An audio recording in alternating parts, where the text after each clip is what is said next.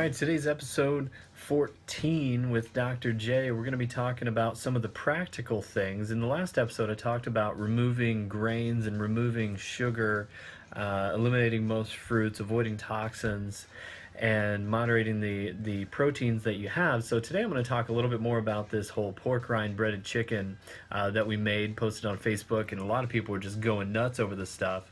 So I'm going to take a moment here. Here's the picture of the actual fried chicken that we made. So this is low carb, this is gluten free, this is sugar free, this is ketogenic or keto friendly. It's very natural. It's also dairy free, depending on which oil that you cook it in. We used ghee, which is a clarified form of butter. Ingredients, we're going to start off with two organic chicken breasts, and we just got them fresh. And then the breading, we used 3 different bags of plain pork rinds. And the reason you want to go plain is a lot of the added flavors will add in MSG and other preservatives in it. So the plain, you can add in your own stuff. We got ours from Meyer. There's 0 carbohydrates in this, makes it super easy. No grains, no sugar, no dairy. And then we ground it up in the food processor, and then we added in some spices. We added salt, pepper, paprika, cayenne pepper, parsley, onion powder, and garlic powder, as you can see in the picture here.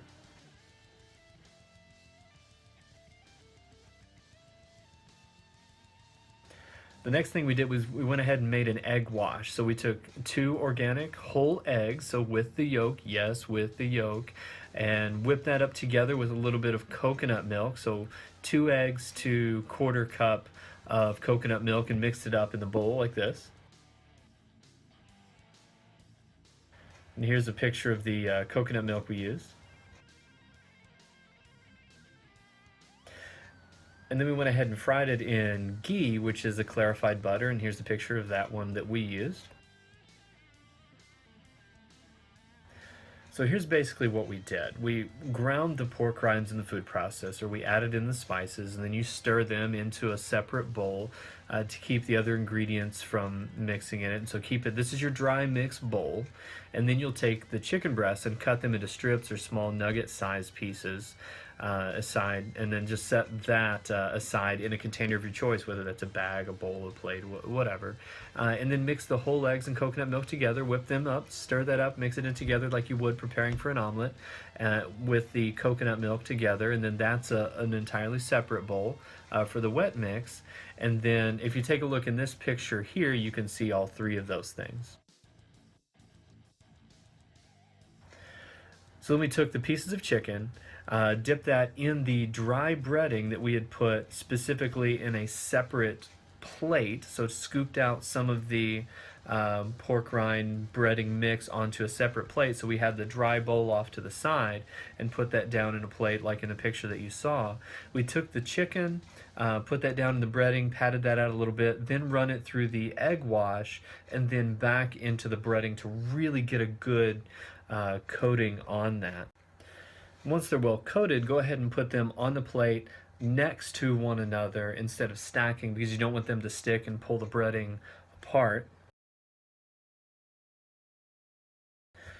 And then, of course, cook them in the oil that you did. We used the ghee, and so that turned out really well. It had a rich, buttery flavor. You want to keep it relatively low so you don't scald it, but enough to go ahead and cook and fry this. We just put it in a pan, relatively low, and then flipped it over to continue to cover and cook the chicken. And then the final step is just be absolutely blown away by the flavor, like I was here. And I love making simple things that I would have not been able to enjoy previously, thinking that I couldn't have any sort of breaded chicken anymore because of the dietary changes for the life and lifestyle that I'd done.